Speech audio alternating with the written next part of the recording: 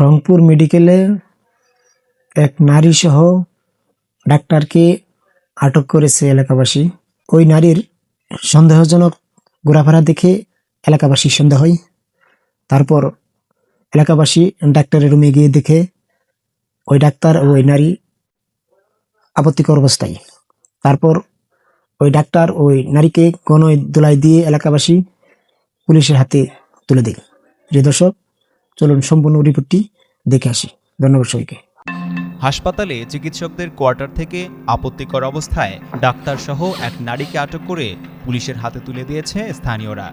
বুধবার সন্ধ্যায় Rangpur medical college হাসপাতালের চিকিৎসক ও ডক্টরস অ্যাসোসিয়েশন অব বাংলাদেশ ড্যাবের রংপুর বিভাগীয় সাংগঠনিক সম্পাদক ABM মারুফুল হাসানকে এক নারীর সাথে আপত্তিকর অবস্থায় আটক করা হয়।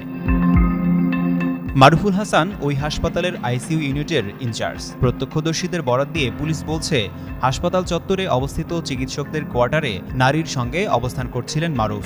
আচরণ সন্দেহজনক মনে হওয়ায় স্থানীয় কয়েকজন কোয়ার্টারে গিয়ে তাদের হাতে নাতে আটক করে। পরে তারা তাৎক্ষণিকভাবে পুলিশকে খবর দেন। খবর পেয়ে ঘটনাস্থলে আসেন রমেকের পরিচালক। এরপর দুজনকে পুলিশের কাছে সোপর্দ করা হয়। আটক চিকিৎসক ABM মারুফুল হাসান বলেন, ওই নারী আমার পূর্ব পরিচিত। তার বাবার অসুস্থতা নিয়ে কথা বলার জন্য আসেন তিনি। সে মাঝে মধ্যেই ওই ফ্ল্যাটে আসতেন বলে জানান মারুফুল। তবে আটক নারী জানান তার কোনো অভিযোগ নেই, তিনি তার পূর্ব পরিচিত। এ বিষয়ে রংপুর কোতোয়ালি থানার অফিসার ইনচার্জ আতাউর রহমান বলেন, পুলিশ দুইজনকে আটক করে থানায় এনেছে। বিষয়টি তদন্ত করে আইনানুগ ব্যবস্থা নেওয়া হবে।